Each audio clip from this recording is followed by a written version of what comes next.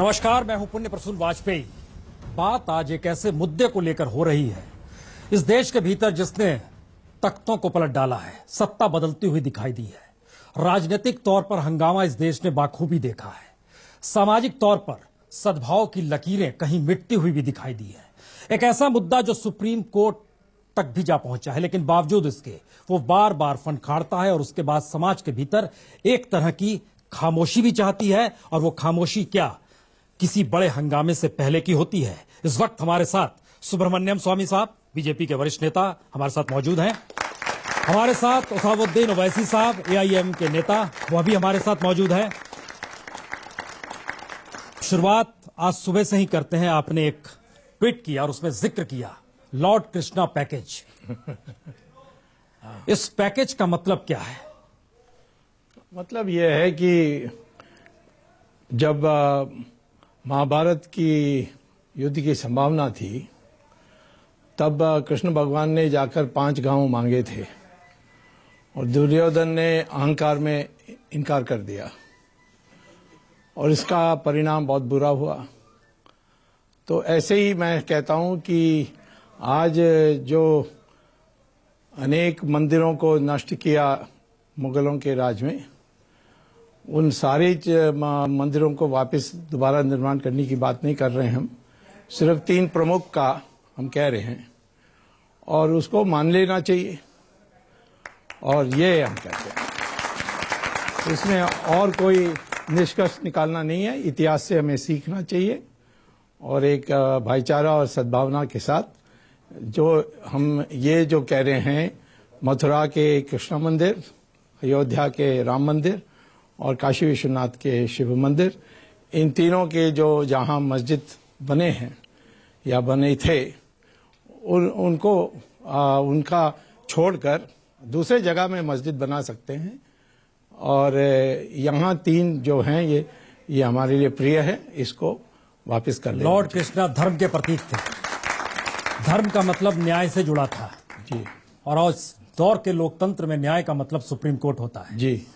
बावजूद इसके आपने ट्वीट किया लॉर्ड कृष्णा पैकेज। जी नहीं, देखिए, इस चैनल में भी और अनेक चैनल में हर चीज पर हम डिबेट करते हैं। 2G पर जब चल रही थी रोज डिबेट होती थी।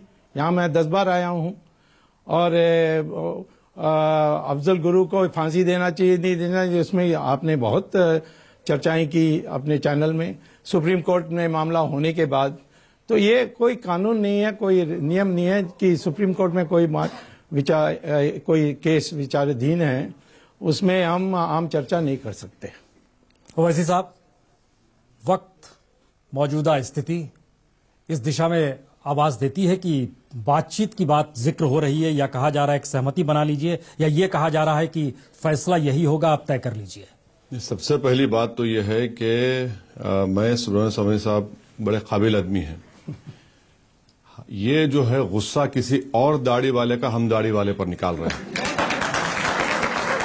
तीसरी बात यह है कि सुब्रमण्यम स्वामी साहब को पॉलिटिकल पैकेज नहीं दिया जा रहा है, तो अब वो लॉर्ड कृष्णा पैकेज की बात कर रहे हैं। चौथी बात यह है कि 1991 places of religious worship act पास हुआ पार्लियामेंट में, जिसमें यह कहा गया था कि जितने रिलीजियस प्लेसेस 15 अगस्त 1947 को जो हैं वही बरकरार रहेंगे, जिसमें बाबरी मस्जिद और राम मंदिर का जगह शामिल नहीं है। काशी और मथुरा का उसमें जिक्र है। कैसे पार्लियामेंट क्या ओवरटेक करेंगे? 5वीं बात यह है कि आरएसएस ने 1966 में यकीनन काशी मथुरा की बात की। 89 में पालनपुर के रेजोल्यूशन में राम मंदिर का जिक्र किया, अचानक 89 में जिक्र किया। बाबरी मस्जिद के डेमोलिशन से अगर किसी को पॉलिटिकल फायदा हुआ तो वो बीजेपी को हुआ, मगर आज जो हिंदुस्तान की जो आवाम है, आज वो पॉलिटिकल इशू नहीं है जिससे बीजेपी को या संघ परिवार को कुछ फायदा होगा। छठी बात यह है कि ये जो मौजूदा गवर्नमेंट है, ये जो अहम मुद्दे जिस पर आवाम ने उनको वोट दिया था, रोजगार के ऊपर, इकोनॉमी के ऊपर, गुर्बत के खात्मे के ऊपर, हमारे बॉर्डर्स की हिफाजत करेंगे, टेररिज्म को रोकेंगे, सब पर ये नाकाम साबित हो रहे। इसीलिए अचानक ये एक आखिरी बाजी खेली जा रही है कि शायद इससे मुल्क में कुछ ऐसी फिजा पैदा की जाए जिसमें नफरतों की दीवारों को फिर से उठाया जाए। मुझे पूरा यकीन है कि हिंदुस्तान की अवाम दोबारा धोखा नहीं खाने वाली है। हमारे मुद्दे यकीनन मैं एक मुसलमान हूं, ये हिंदू है, हर कोई मजहब पे चलता है, मगर आज मुल्क के सामने सबसे बड़ा मुद्दा क्या है? यह मुद्दा नहीं है। आपने सही कहा, यह मसला सुप्रीम कोर्ट में है। सुप्रीम कोर्ट जो फैसला करेगा उसको कबूल करना पड़ेगा। मतलब क्या है कि सुब्रमण्यम स्वामी साहब मौजूदा सरकार के लिए शॉक एब्जर्वर का काम कर रहे हैं या फिर समाज के भीतर एक अपनी जगह बनाने की कोशिश कर रहा? आपकी दृष्टि क्या है? देखिए, मैं सुब्रमण्यम स्वामी का स्पोक्स पर्सन कब से बन गया भाई? सुब्रमण्यम स्वामी साहब, मैसेज आ रहा है कि आप इस गवर्नमेंट फंस चुकी है, मौजूदा परिस्थिति में आप एक शॉक ऑब्जर्वर का काम कर रहे हैं या डाइवर्ट कर रहे हैं देश के इश्यूज को, क्योंकि फैसला सुप्रीम कोर्ट को देना है। नहीं, ऐसा नहीं है, क्योंकि मैंने राम सेतु का भी सवाल उठाया था जब यूपीए गवर्नमेंट में था, और उसमें हमें जीत मिली। फिर जो मंदिर सरकार के नियंत्रण में है उनको छुड़वाने के लिए मैंने केसेस की थी 2013-14 में, वहाँ भी जीते थे। और ये एक विषय जो है, इसमें मेरी राय में सुप्रीम कोर्ट में मैं वैसे इलाहाबाद हाई कोर्ट में तो एक ही बार गया था, लेकिन जो सुप्रीम कोर्ट में मैं समझता हूँ, क्योंकि अभी मैं दूसरे संबंधित केस में हूँ जिसमें जो दर्शक लोग आते हैं, जो पूजा करने के लिए आते हैं, उनको सुविधा मिलनी चाहिए, उसके लिए हमारी केस है, उसमें भी हमारी सफलता मिली है। तो ये कोई सडनली मैंने सोचा है क्योंकि पार्टी दिक्कत में है या सरकार दिक्कत में है, उसके लिए भलाई के लिए कर रहा हूँ, ये सही नहीं है। परंतु एक बात जो इन्होंने कहा, इस पर मैं जरूर कहूँगा। उन्होंने कहा कि कानून बनी है जिसके हिसाब से कभी मथुरा और काशी का मामला कभी उठाया नहीं जा सकता। वो कानून में मैं गहराई से पढ़ने के बाद इस निष्कर्ष में पहुंचा हूं कि वो सिर्फ रिलीजियस प्लेसेस के लिए है। और सऊदी अरेबिया में मस्जिद लगभग रोज तोड़ते हैं, कतार में तोड़ते हैं, तुर्की में तोड़ते हैं, पाकिस्तान में तोड़ते हैं, कभी शिफ्ट कर देते हैं।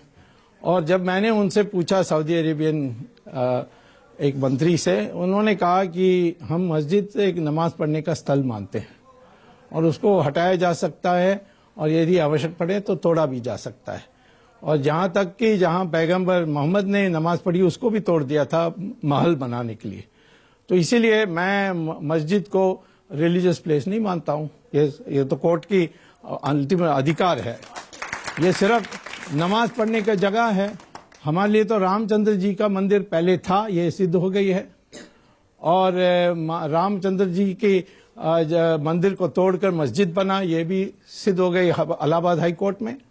अब सिर्फ सुन्नी वाकफ बोर्ड कहती है ये हमारी प्रॉपर्टी है और सालों से है, इसीलिए एडवर्स पोजेशन में हमारी होती है। वो सुप्रीम कोर्ट में उसकी बहस होगी, हम निश्चित जीतेंगे उसमें। और इसीलिए वो कानून लागू नहीं हो सकती। और मैं समझता हूं कि मुसलमान भी और उनके नेता, विशेष तौर पर मुसलमान तो तैयार है परंतु नेता कभी उनको छोड़ते नहीं हैं। मैं कहता हूं कि एक भाईचारा पैदा करने के लिए 40,000 मंदिरों को तोड़ा गया। मैं कहता हूं सिर्फ 3 छोड़ दो। अब उसमें छोड़ने में क्या प्रॉब्लम है? दूसरी जगह मस्जिद बना सकते हैं। नहीं, ये डाटा सरयू नदी के। तो आप सर मुझे जवाब दीजिए। अच्छा, जवाब पहले दीजिए। मैं स्वामी साहब से कहना चाह रहा हूं कि 40,000 मस्जिदों को तोड़ दिए। अब हम मंदिरों तोड़े, ठीक है। हम जा रहे हैं कितने साल पहले सर? 5,000 साल पहले? नहीं, 2000 साल पहले। बुद्धिज्म 2000 भी नहीं। अब बुद्धिज्म का खात्मा किसने किया? उसका हिसाब कौन देगा? बुद्धिज्म का खात्मा किसने किया? उसका हिसाब। अगर आप मिडिल एजेस में जाना चाह रहे हैं तो ये काम ये करते हैं कि हम लोग 4000 साल पहले चले जाते हैं। हम तीनों बैठ के फैसला करेंगे कि 4000 साल से क्या हो रहा है अब तक। हिंदुस्तान का पार्लियामेंट जो कानून पास करता है, हर हिंदुस्तानी को उसको मानना पड़ेगा। हिंदुस्तान के पार्लियामेंट ने प्लेस ऑफ रिलीजियस एक्ट पास किया जिसमें जिक्र है काशी और मथुरा का। तीसरी बात, सऊदी अरब से मुझे क्या करना है? मैं हिंदुस्तान का बाइज्जत शहरी हूं, मुझे इस मुल्क से मतलब है, मुझे सऊदी अरब से क्या लेना देना है? 5 और आप कहते हैं कि रसूलुल्लाह सल्लल्लाहु अलैहि वसल्लम का घर तोड़ा गया, नहीं तोड़ा गया, आज भी घर बाकी है। आप गूगल पर जाइए, काबतुल्लाह में जो जगह है वो आज भी है। मगर ये मिसाल कहां देंगे आप हिंदुस्तान की मिसाल दीजिए। एक ही सांस में सुप्रीम कोर्ट भी कहते हैं एक ही सांस में इलाहाबाद हाईकोर्ट भी कहते हैं स्वामी साहब और एक ही सांस सऊदी अरब भी कहते हैं। हाँ। तो ये कहां से होगा? देखिए हम यहां पर डिबेट नहीं, सुनिए जरा सर, मैं आप बोलते हैं, मैं डिस्टर्ब नहीं किया आपको। हम यहां पर यह देखना है कि सुप्रीम कोर्ट में स्वामी साहब बराबर गए थे वो उसका टारपोलिन चेंज करने के लिए। ये बात क्यों नहीं कहते स्वामी साहब कि सुप्रीम कोर्ट ने कहा कि जो दोनों पार्टीज ने डॉक्यूमेंट्स दिए वो डॉक्यूमेंट्स उर्दू में है, पर्शियन में है, गुरमुखी में है, संस्कृत में है, अरबिक में है। इसका ट्रांसलेशन कराने के लिए अभी तक सुप्रीम कोर्ट तय नहीं किया।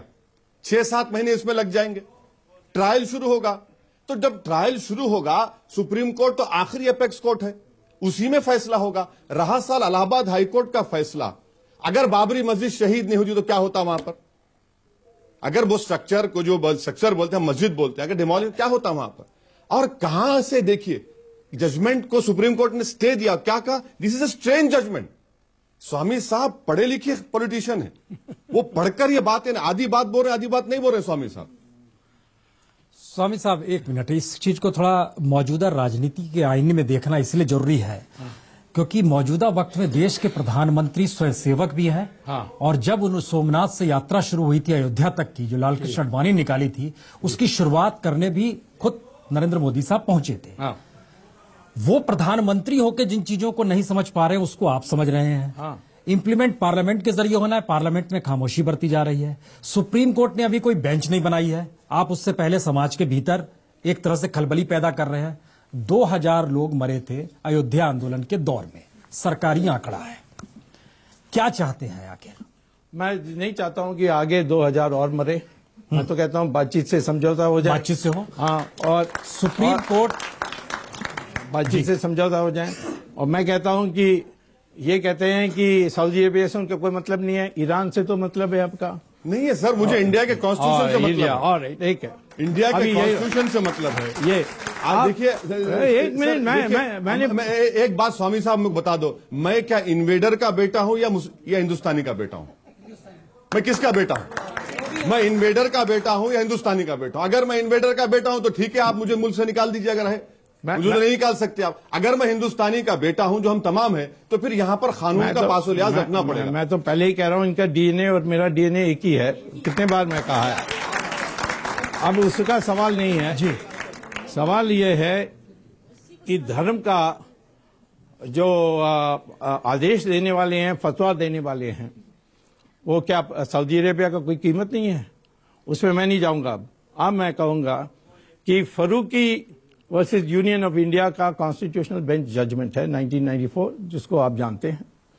उसमें आप पढ़िए, सुप्रीम कोर्ट ने कहा है कि mosque is not an essential part of Islamic religion and during British times mosque used to be demolished. Namaz can be read anywhere and mosque is a facilitation center for namaz. 1995 Waqf act, 2013 Waqf act, 295A IPC, क्या है फिर ये सबको निकाल देंगे आप?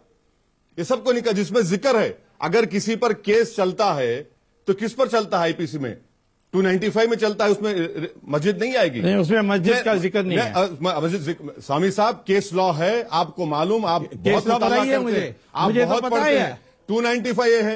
अच्छा, अडवाणी के ऊपर केस क्या चल रहा है फिर? डेमोलिशन का, सीबीआई के 2 केस चल रहे हैं, मस्जिद डेमोलिशन का चल रहा है, कॉन्स्पिरेसी का केस चल रहा है। तो ये इसको कंफ्यूज करके दिखाना गलत बात है।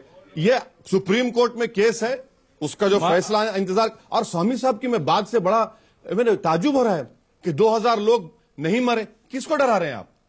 2000 लोगों को आप जान लेंगे? इन्होंने हमें अगर होगा तो कौन लेगा जान हमारी? आप कह रहे हैं कि अगर ये मसला है 2000 लोगों की जान जाएगी। कौन है आप? क्या हमको डराएंगे आप? क्या मेरे गर्दन पर तलवार रख के बोलेंगे कि तुम इस्लाम छोड़ दो? मैं नहीं छोड़ूंगा। 2000 लोग मरेंगे, कैसा मारेंगे लोग? क्या बात कर रहे हैं? वैसी साहब मसला सिर्फ इतना भर नहीं है, नहीं कहनी चाहिए थी। नहीं, वैसी साहब मसला इतना भर नहीं है। मुलायम सरकार उस समय थी, उन्होंने गोलियां भी चलाई थी, कार सेवक भी मारे गए थे।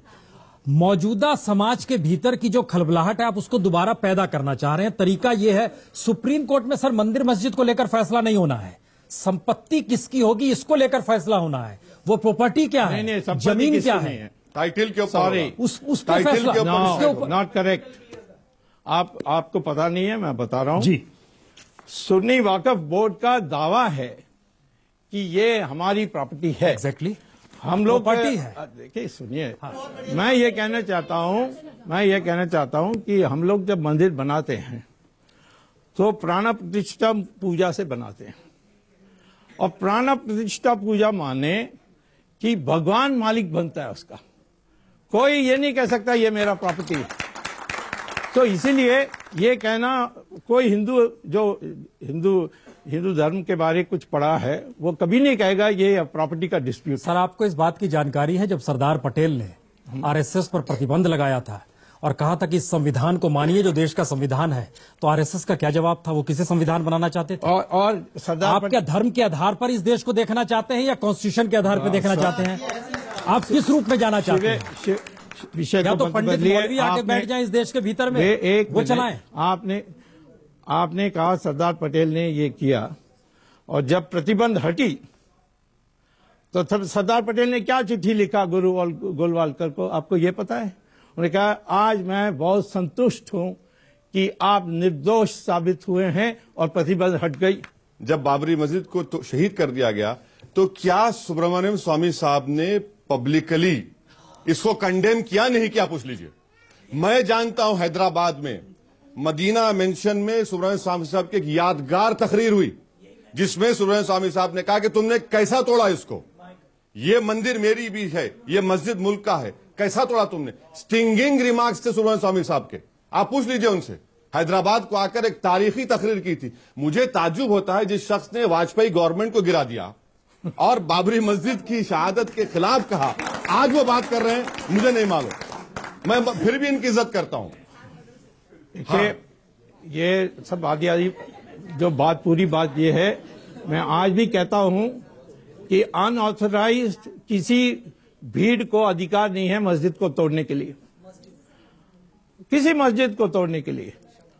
और यही मैंने कहा था, जो केस चली है ये मस्जिद तोड़ा ये नहीं है, अनऑथराइज्ड डिमोलिशन बाय कॉन्स्पिरेसी वो है चार्ज।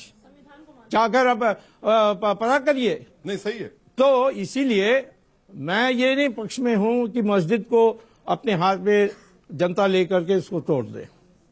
मैं चाहता हूं ये कानून से हो या समझौता से हो, और कानून से तो हम जीतेंगे ऐसा मेरा विश्वास है। नहीं, इस पर वो जो ऑब्जेक्शन है, क्योंकि ये नॉलेज ऑफ अनसीन कब से डेवलप कर लिए, ये तो सुप्रीम कोर्ट तय करेगा ना भाई कौन जीतेगा कौन हारेगा। अगर हम ये तो एविडेंस हम प्रोड्यूस करेंगे कोर्ट, सुप्रीम कोर्ट में, और उस एविडेंस की बुनियाद पर फैसला होगा, और जब तक फैसला नहीं होगा हम कुछ नहीं उस पर तबसरा नहीं कर सकते। स्वामी साहब देखिए, नहीं, इसका जवाब देना मुझे। जब 2G का चल रहा था मैंने पहले अनाउंस किया कि हम जीतेंगे इसको और राजा जेल जाएगा, और सही बात निकली। जब नेशनल हेराल्ड केस चलने लगा मैंने कहा कि समन्स इश्यू होंगे, आखिर में सोनिया गांधी जेल जाएगी, ये भी देख लीजिए आप। तो ये कौन सा प्रतिबंध है कि सुप्रीम कोर्ट क्या फैसला करेगी मुझे बोलने का अधिकार नहीं है। आप ये बोलने की हिम्मत क्यों नहीं देते हैं कि अगर ये सरकार मंदिर नहीं बनाएगी तो इस सरकार को जाना होगा, मोदी गवर्नमेंट को जाना होगा? ये कैसी बात कर रहे हैं, सरकार तो बनाने वाली है। आप बीजेपी के पार्लियामेंट्री हैं, सुब्रमण्यम स्वामी हैं, एक वकील हैं, या फिर अरुंधति वशिष्ठ अनुसंधान पीठ को संभालने वाले शख्स हैं? किस रूप में आप इस मुद्दे को उठा रहे हैं? हम श्री राम के भक्त हैं, उस रूप से उठा रहे हैं।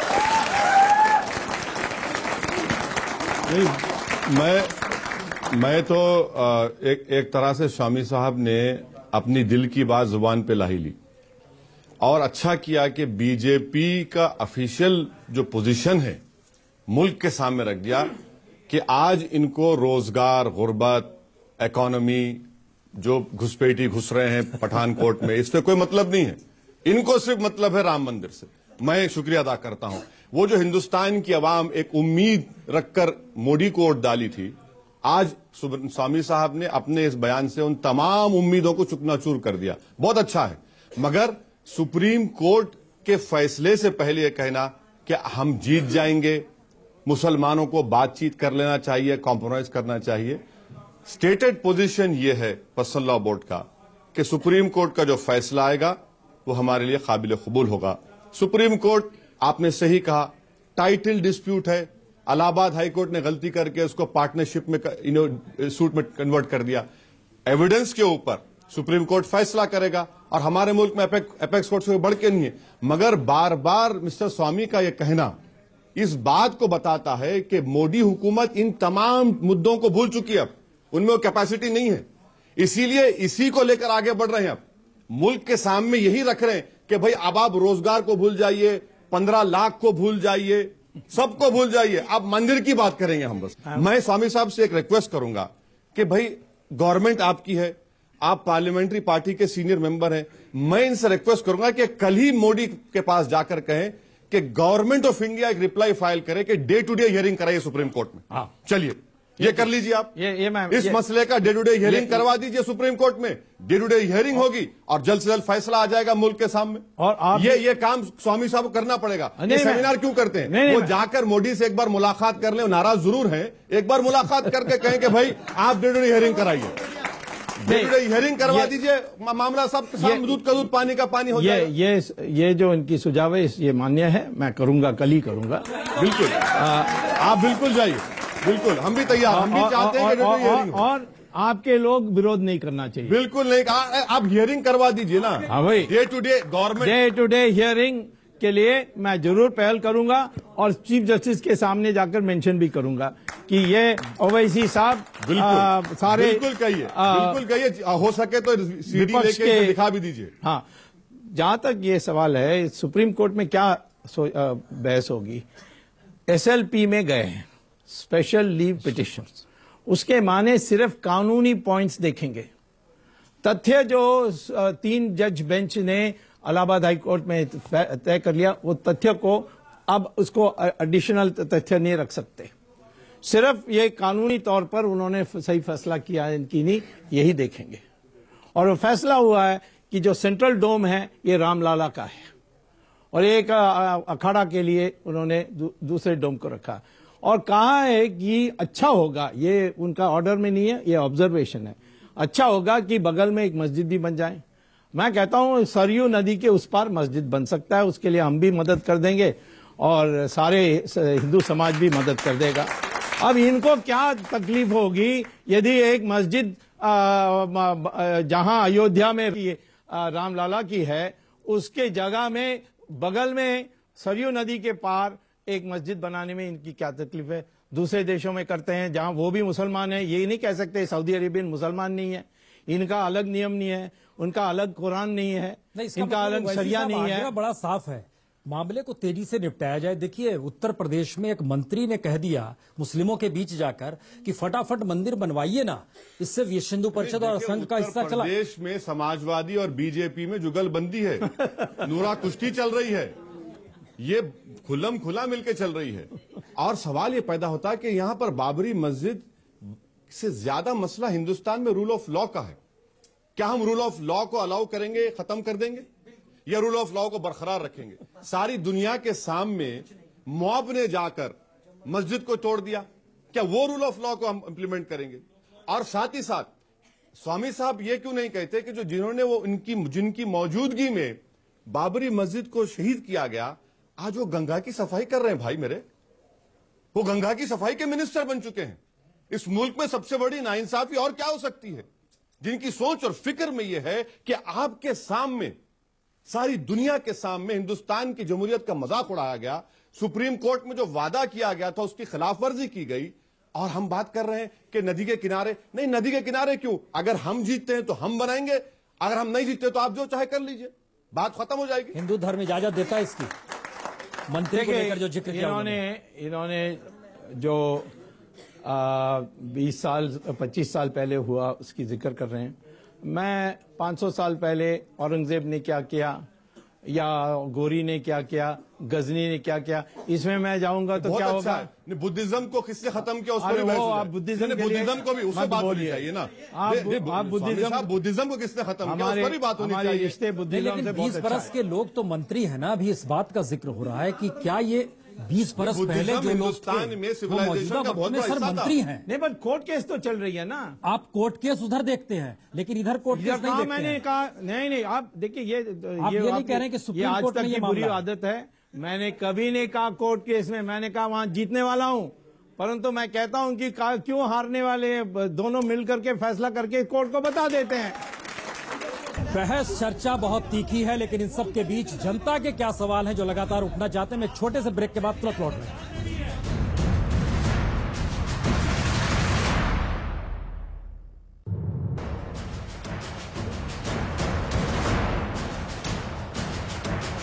राम मंदिर को लेकर देश के भीतर फिर एक बार राजनीतिक तौर पर, सामाजिक तौर पर और यूनिवर्सिटी के गलियारे तक में चर्चा है। जनता के भीतर भी बहुत सारे सवाल हैं, लेकिन सवाल की शुरुआत बीते दिनों इसलिए भी हुई क्योंकि अयोध्या फैजाबाद में पहुंचने लगे राजस्थान से पत्थर पिलर। उसके बाद पूजा पाठ और इन सब के बीच हंगामा। सुब्रमण्यम स्वामी साहब भी साथ हैं और ओवैसी साहब भी साथ हैं। सवाल कई हैं। जी, आप क्या पूछना चाहती हैं? आपने कहा कि सरकार के पास केवल एक ही मुद्दा रह गया है। क्या जब आप एक विषय पर सोचते हैं तो क्या दूसरे विषय पर विचार नहीं कर पाते हैं? भारत सरकार यही कर रही है, विभिन्न विषयों पर वो अपना काम कर रही है। विभिन्न डिपार्टमेंट, विभिन्न विभाग जो है उसके, वो अपना काम कर रहे हैं। दूसरी बात आपने ये कही, राम मंदिर को लेकर आप अपने सवाल सीधा ही पूछे ना, कहाँ इधर उधर की बात कर? राम मंदिर के लिए तो मैं यही कहना चाहूंगी, लेकिन मैं अपनी दूसरी बात को पूरा कर लेना चाहती हूँ। मैं ये पूछना चाहती हूँ, आप भी जानते हैं, हम भी किससे पूछ जानते हैं, रहे हैं? लोग का मैं ओवैसी जी से पूछ रहे हैं। ओवैसी जी से मैं पूछ उनसे रहे हैं। ही- हाँ, सीधा सवाल है। सही सवाल होता हाँ। मैं उन्हीं से पूछना चाहती हूँ। आप भी जानते हैं और हम सभी जानते हैं, भीड़ का कोई एक माइंड सेट नहीं होता है। कुछ उसके लिए हम उसका कोई नेतृत्व नहीं होता है। तब आप कैसे कहते हैं कि उसका नेतृत्व था वहाँ पर? आप कैसे किसी एक पर या दो लोगों पर ब्लेम करते हैं? नहीं, अदालत ने तीसरी कहा, बात- अदालत ने कहा है। आपका क्या सवाल है? एक मिनट, बहुत सारे लोग, सबका सवाल है। आपका क्या सवाल है? एक मिनट। मैं ये पूछना चाहता हूँ, स्वामी जी कह रहे थे कि मस्जिद इधर बना लो, उधर बना लो। भाई मस्जिद तो जगह खरीद करके बनाई जाती है, और इस मतलब जो दान में देता है, जो मुसलमान कोई देता है, अपनी जगह देता है। हमारी मस्जिद में कोई पैसा नहीं लगता किसी हिंदू का, ना क्यों नाजायज पैसा लगता है। मंदिर मैंने देखे हैं कि वहाँ रोड पे बना देते हैं बीच में। भाई मंदिर आप बना लो, वहाँ से हट के क्या नुकसान है उस चीज का? ओके, बैठिए। नहीं तो नहीं, उसमें बैठ जाइए। कहीं बना लेते एक एक जवाब लेते चलते उस चीज हैं। को। एक मिनट बैठ जाइए। नहीं, उसमें क्या हो गया? मैं आपसे ये कहता हूँ कि हम कोई ये कह रहे हैं हिंदू का कोई जरूरत नहीं है। मैं मानता हूँ हिंदू कोई नहीं देने वाला है, सरकार दे सकती है। सरकार तो आपकी है।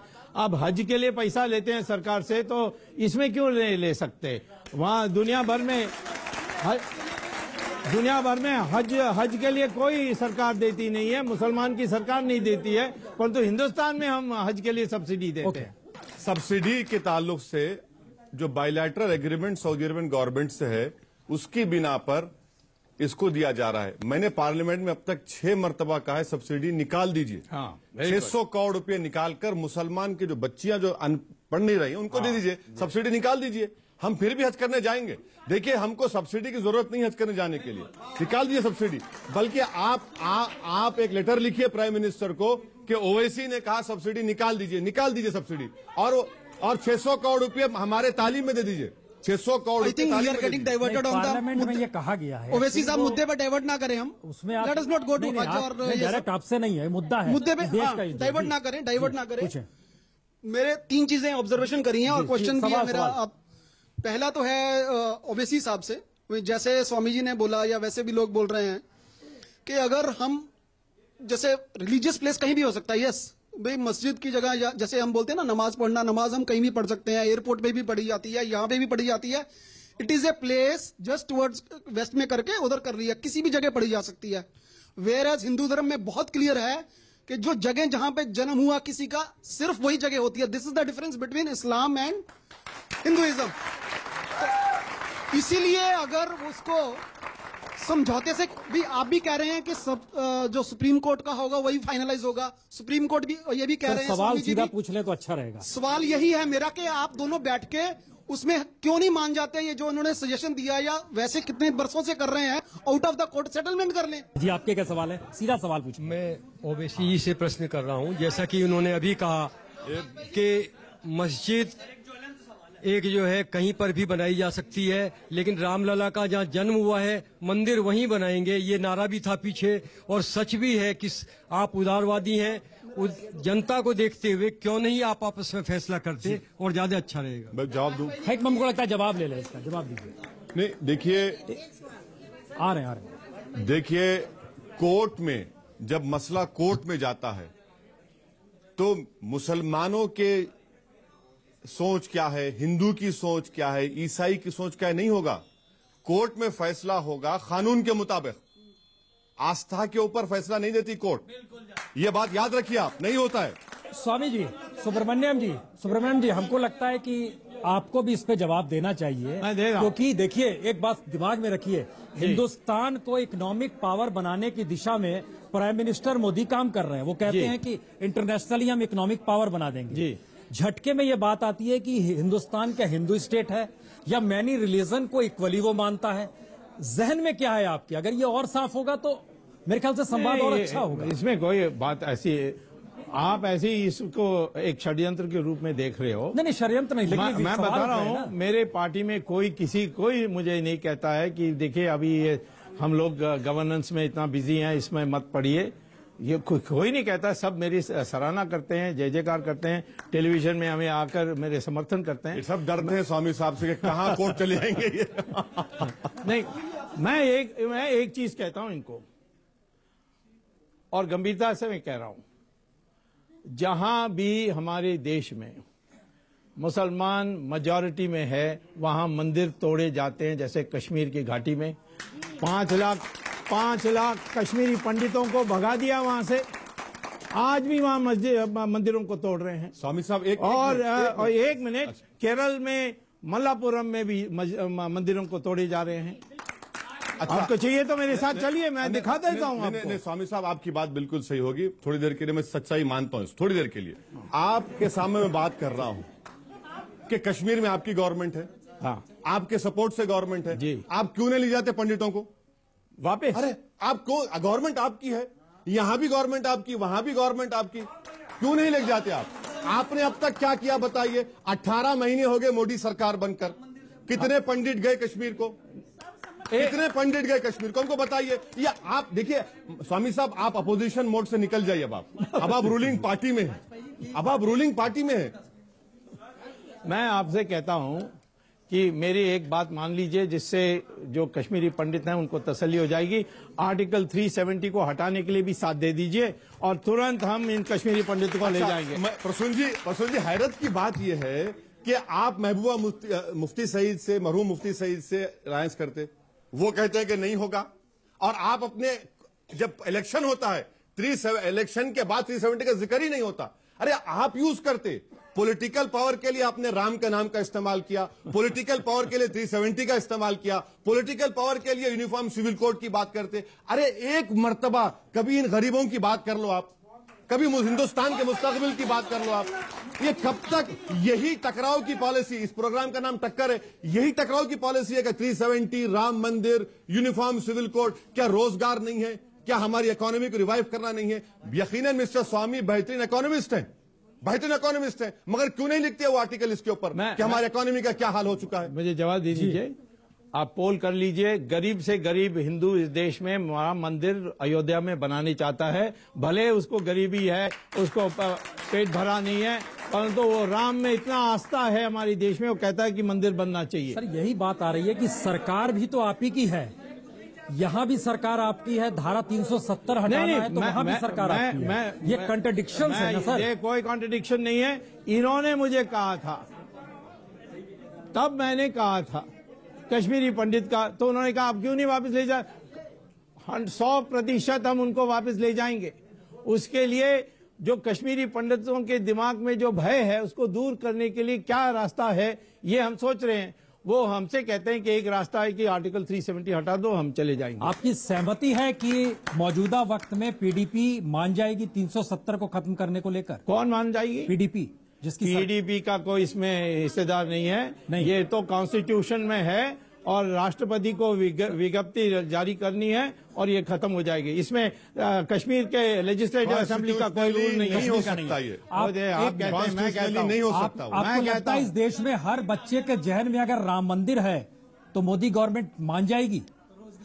मोदी गवर्नमेंट के बारे में अभी तक उनकी सलाह नहीं ली कि आप मानोगे नहीं मानोगे। जब वक्त आएगा मैं पूछूंगा क्या करने वाले हैं, क्योंकि उनका एडिशनल सॉलिसिटर जनरल कोर्ट में आएगा, तब वो क्या स्टैंड लेंगे उसके लिए मैं पूछूंगा।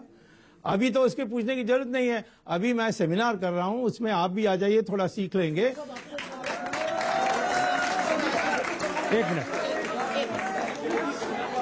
ओवैसी जी, मेरा प्रश्न आपसे ये है, ओवैसी से, ओवैसी जी से, सर, जब इतने सालों से टकराव चल रहा है तो क्या आप जल्दी नहीं कर सकते, समझौता नहीं कर सकते क्या कि मंदिर बने? जो भी आप करें। मैं आपके सामने इस बात को रखा हूं सर, कि government of India supreme court में कह दे हाँ जी। कि इस मसले के ऊपर डे टू डे हियरिंग करवा दे जी। Supreme Court day to day hearing कर ले, टाइटल के ऊपर फैसला होगा, एविडेंस के ऊपर होगा। ये बातचीत नहीं हो सकती है। आपसे मैं ये कह रहा हूँ हम कि सुप्रीम समझौते कोर्ट के में लिए जाकर आप हमारी immediate बात कर रखेंगे। कुछ एक्शन लेंगे तभी तो पता लगेगा। आप बोल देंगे सुप्रीम कोर्ट को बोलो, सुप्रीम कोर्ट को बोलो।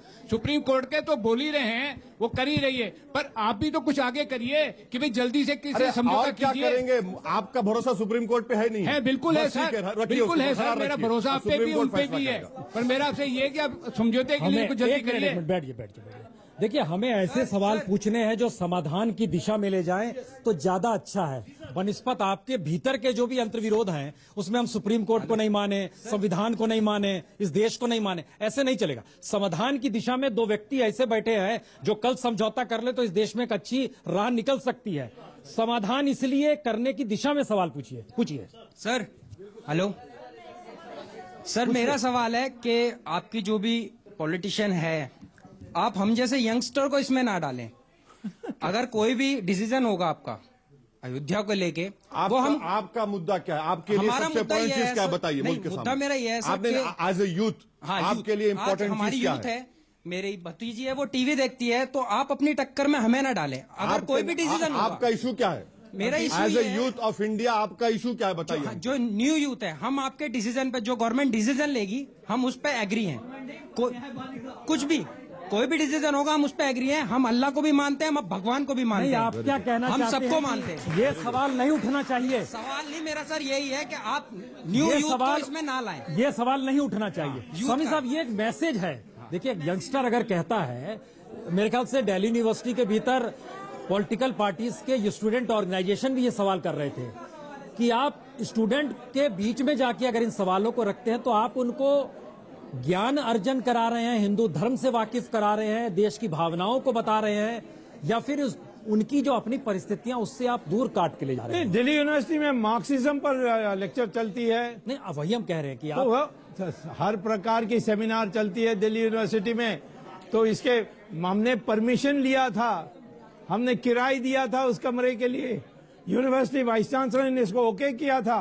इन्होंने अर्जी दी थी स्टूडेंट को इन्वॉल्व होना चाहिए। माना नहीं सर, स्टूडेंट को इन्वॉल्व होना चाहिए। नहीं, मैं कहता हूं कि जो वास्तविकता है ये सबको पता होना चाहिए। और आज के युवा शक्ति में जो सिनेमा देखने में पागल नहीं है, वो इस प्रकार के ज्ञान के लिए भूखे हैं। और इसीलिए जिसको टेलीविजन में हमारी दोनों की विवाद पसंद नहीं है तो टेलीविजन को ऑफ कर दें।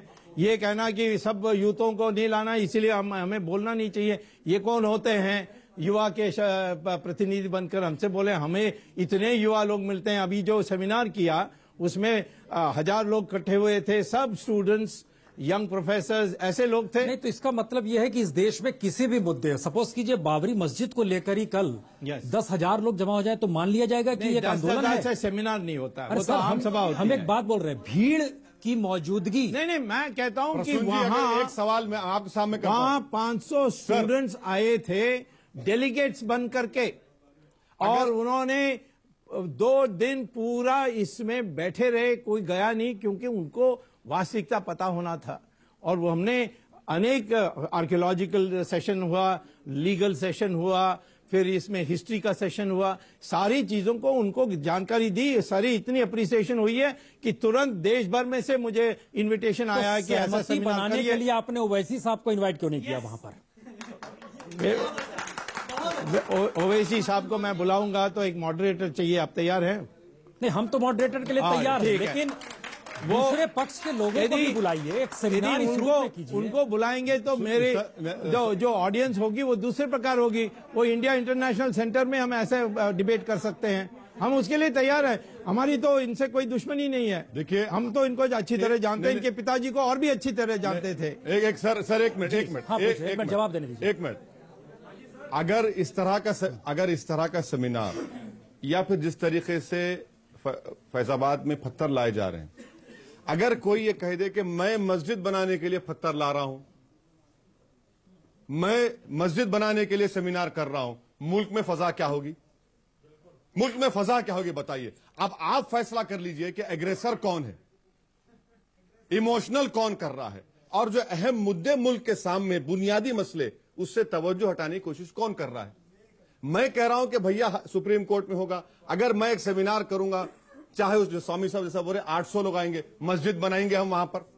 मैं अगर 1-2 लॉरी हैदराबाद से निकालूंगा कि भाई ये मस्जिद बनाने का पत्थर जा रहा है, क्या हाल होगा उन लॉरियों का, मुल्क में क्या हाल हो जाएगा। वैसी साहब, देश यही के तो हम भीतर बात बता रहे हैं कि देखिए वैसी साहब, ये इसका जवाब क्या है कि इस देश के भीतर हर जनता के भीतर एक सवाल है कि मंदिर का मुद्दा आज से नहीं हुआ, लगातार उठ रहा है। वीएचपी ने तो 80 के दशक में ही हिस्से में 49 में वहां पर मूर्ति रखी गई थी, कौन नहीं जानता है। इसका मतलब है कि इस पर कुछ फैसला होना चाहिए। फैसला सुप्रीम कोर्ट में होगा, मगर जो रूलिंग पार्टी, देखिए एक मिनट, स्वामी साहब का ताल्लुक रूलिंग पार्टी से है। रूलिंग पार्टी की प्रायोरिटी क्या होनी चाहिए। अगर मिस्टर स्वामी फाइनेंस मिनिस्टर होते तो क्या वो राम मंदिर की बात करते, इकोनॉमिक रिवाइवल की बात करते। अगर मिस्टर स्वामी फाइनेंस मिनिस्टर होते तो स्टॉक एक्सचेंज को इंप्रूव करते या फिर राम मंदिर की बात करते। अगर मिस्टर स्वामी को फाइनेंस मिनिस्टर बनाए थे तो इस मुल्क में वो सुसाइड से कमी की बात करते या राम मंदिर की बात करते। प्रायोरिटी, इस गवर्नमेंट की प्रायोरिटी क्या है, हम जानना चाह रहे हैं। इस गवर्नमेंट की गवर्नेंस को कहां भूल गए लोग। गवर्नेंस के नाम पर तोड़ दिया हिंदुस्तान के अवाम ने आपको, क्या ये गवर्नेंस है। स्वामी जी, 2G और हेराल्ड तो ठीक था, लेकिन जब आप मंदिर का जिक्र कर रहे हैं तो कतार जो है आपकी साक्षी महाराज की, अवैधनाथ की, वो तो आपकी साध्वी, आरोप है। हम आप मैसेज समझ रहे हैं इस देश की पॉलिटिक्स का, आपके लिए मैसेज क्या होगा। हम जो जिनके माध्यम से, जिनके बीच में बोल रहे हैं वो सब प्रोफेसर्स हैं, एडवोकेट्स हैं, स्टूडेंट्स हैं जो PhD कर रहे हैं। ऐसे लोगों का हम कोई आम सभा नहीं कर रहे। ओके, सवाल क्या है। आपसे एक सवाल करना चाहता हूं। जब बिहार का चुनाव आया तो गौ हत्या का मसला आ गया, गौ रक्षा वाला मसला आ गया। अब यूपी में चुनाव है तो राम मंदिर का मुद्दा आ गया। जब ये चुनाव आते हैं, जब ही आपके पास ये सारे ऑप्शन आ जाते हैं, उससे पहले आपका कोई ऑप्शन नहीं आता। और आपने जो अपने उसमें मेमोरेंडम में दिया था कि भाई उस पर आज तक एक काम नहीं हुआ। 18 महीने सरकार को हो गए, अच्छे दिन का वादा, 15 लाख का वादा, आज तक कोई चीज नहीं हुई। सर, सवाल आपका मेरे ख्याल से यही है कि चुनाव के मौके पर ऐसे मुद्दे उभरते हैं। जवाब ये भी है कि हर बरस चुनाव होते हैं, मुश्किल ये भी है। मेरे पास जवाब है। मैं आपको कह रहा हूं कि इस साल हम कर रहे हैं क्योंकि यूपी के चुनाव के आरोप है। हाँ। तो मैं इस साल नहीं करूंगा तो अगले साल भी नहीं कर सकता हूं क्योंकि चुनाव होगी। तो फिर मैं 2018 को करना पड़ेगा। फिर आप कहोगे लोकसभा चुनाव के लिए आप कर रहे हो। सवाल ये इसमें कोई अंत ही नहीं है। हेलो सर, स्वामी जी, मेरा आपसे एक सवाल है कि आप कहीं ना कहीं बीजेपी को मुसलमानों के खिलाफ नहीं कर रहे हैं। आप ऐसे जो मुद्दे उठा रहे हैं कि मंदिर बनना चाहिए, ठीक है सर, लेकिन कहीं आपको नहीं लगता कि बीजेपी की जो वैसी मुसलमानों की जो सोच है बीजेपी को लेके वो वैसी बेकार है, इससे और ज्यादा उनकी प्रभाव पड़ेगा या आपके वोट बैंक पे प्रभाव पड़ेगा? बीजेपी का भी डिरेल्ड कर रहे हैं, बीजेपी को भी डिरेल्ड कर रहे हैं। बीजेपी थोड़ी मॉडरेट लग रही थी, अब झटके में ऐसे मुद्दे ले आए कि बीजेपी कॉम्युनल लगने लगी। नहीं, मैं आपको बता रहा हूं कि जिस सेमिनार किया था उसमें मुसलमान प्रोफेसर्स भी थे, हमारे प्रवक्ता मुसलमान हैं। तो ऐसा ये कहना कि सारे मुसलमान ओवैसी के साथ है, ऐसा नहीं। सपोज करिए कि सुप्रीम कोर्ट ने आपकी फेवर में ऑर्डर दिया या इनकी फेवर में ऑर्डर दिया, क्या इस देश में कम्युनल हार्मनी बनी रहेगी? बनना ही चाहिए, बनी रहनी चाहिए, उसमें हमारी तरफ से कोई तकलीफ नहीं होगा। सर, मेरा भी यही क्वेश्चन था एग्जैक्टली। एक मिनट, अब लास्ट उसमें हम लोग हैं। जी पूछिए। आपको सादर जय श्री राम। आपने सवाल है सीधा सवाल आप दोनों से है, दोनों आप मित्र हैं, आपस में क्यों ना ये फैसला हो जाए और सुप्रीम कोर्ट तो जब होगा तब होगा। एक दूसरा, अति विचित्र रघुपति चरित्र जाने परम सुजान, जे मति मंद विमोह बस हृदय धरे कछान। ऐसे हम हजार भी जाएंगे तभी रघुपति के चरित्र को नहीं समझ सकते। जहाँ जन्मभूमि है, डीप आस्था का सवाल है, गंभीर आस्था का, एक गंभीर आस्था का सवाल है। इस पे विचार करें और सब एक हो करके जय श्री राम बोले, जय अल्लाह खुदा बोले। सर आप यूथ की बात कर रहे थे। यूथ ये चाहते हैं कि हमारी कंट्री की तरक्की हो, आपस में लड़के ना, ताकि हमारी कंट्री की तरक्की हो। ठीक है, मेरा सवाल आपसे है स्वामी जी, आपने बीजेपी में ऐसे बहुत से मुद्दे हैं जिसपे नजर डालने की जरूरत है। आतंकवादी का मुद्दा है, बहुत से मुद्दे हैं, तो अचानक से ऐसा क्या हुआ कि राम मंदिर का मुद्दा आप लेकर आए? मैं खुद एक हिंदू और मैं एग्री करती हूँ कि राम मंदिर बनना चाहिए, but the main thing is कि शांति, हमें शांति चाहिए। यूथ जो चाहता है वो यूथ चाहता है कि आप शांति प्रिय हिसाब। स्वामी जी, हम लगता है हम लोग आखिरी जवाब एक आपसे चाहेंगे। मुद्दा चूंकि आप ही ने उठाया, इस देश के भीतर सवाल उसी के जरिए, और राम शब्द कहते ही बहुत सारे सवाल इस देश में बार बार हर जहन में आ जाएंगे। आप चाहे हमारे ऊपर जो भी आरोप लगा लीजिए, कह दीजिए कि हिंदू धर्म नहीं जानता है। हमारा ये कहना बड़ा साफ है कि मौजूदा वक्त में राम मंदिर का जिक्र करना आपकी जरूरत रही, पार्टी की जरूरत है, सरकार की जरूरत है, या देश की जरूरत है? इसमें सबसे अधिकतम जानकारी राम मंदिर के बारे और क्यों बनना चाहिए ये मेरे पास है, और जो अनुभव मैंने पाया है राम सेतु के केस लड़कर जीतने में और जो मंदिरों को सरकार के नियंत्रण से छुड़वाने में, उस कारण से लोग समझते हैं हिंदू धर्म आचार्य सभा एक संगठन है जो सारे वरिष्ठ साधु सन्यासियों की संगठन है। उन्होंने भी मुझसे आग्रह किया कि इस सवाल को उठाना चाहिए और इसीलिए मैंने उठाया है। ओके, अब ये सवाल है, ये मुद्दा टकराव का हो चला है इसीलिए हमें टक्कर लिखनी पड़ी, या एक सहमति की दिशा में कदम बढ़ेंगे? जो सवाल बीच में आया था, मैं यहाँ जो नौजवान लड़की ने सवाल किया, जो अपने एहसासात से वाकिफ कराया, मैं उस लड़की के एहसासात की लफ्ज बलफ्ज तायद करता हूं। आज इस मुल्क को इस इशू की पॉलिटिकल रोटी सेकने के लिए मत इस्तेमाल करिए। आप छोड़िए सुप्रीम कोर्ट पर। तो आप कह रहे हैं वो पॉलिटिकली इस्तेमाल कर रहे हैं ना? मैं उम्मीद करूंगा कि मिस्टर स्वामी एक काबिल इकोनॉमिस्ट हैं। एग्जैक्टली, काबिल इकोनॉमिस्ट हैं। मैं उनको चाहूंगा कि वो स्टेट ऑफ इकोनॉमी पे का आर्टिकल लिखें, एक 2000 वर्ड का आर्टिकल लिखें, मुल्क में तूफान मच जाएगा। मिस्टर स्वामी को ये तमाम बातें मालूम, मगर ये मुद्दा पॉलिटिकल इशू नहीं है कि आपके बारे में लोगों को वो जानकारी नहीं मिल पाई। अमर्त्य सेन ने आपको इनवाइट किया था दिल्ली स्कूल ऑफ इकोनॉमिक्स पे, इंदिरा गांधी ने आपको खारिज कर दिया था क्योंकि आप फ्री इकोनॉमी के प्रवक्ता थे, उस समय सोशलिज्म की धारा चली आ रही थी। लोग बहुत कम जानते हैं कि आप वाकई एक इकोनॉमिस्ट के तौर पर एक पहचान है। आपने राम मंदिर का जिक्र कर संयोग से अपने आप को किस कतार में खड़ा किया है, और देश की सियासत किस कतार में इस इंटेलेक्चुअलिज्म के भरोसे खड़ी हो जाएगी, ये घातक है या नहीं है? मैं तो बहुआयाम पर्सनालिटी हूं, सिर्फ एक विषय पर सीमित नहीं हूं। हम सवाल पर खत्म करें या जवाब पे खत्म करें? सवाल है कि कुछ नहीं होगा, जवाब है कि कोई रास्ता निकलेगा।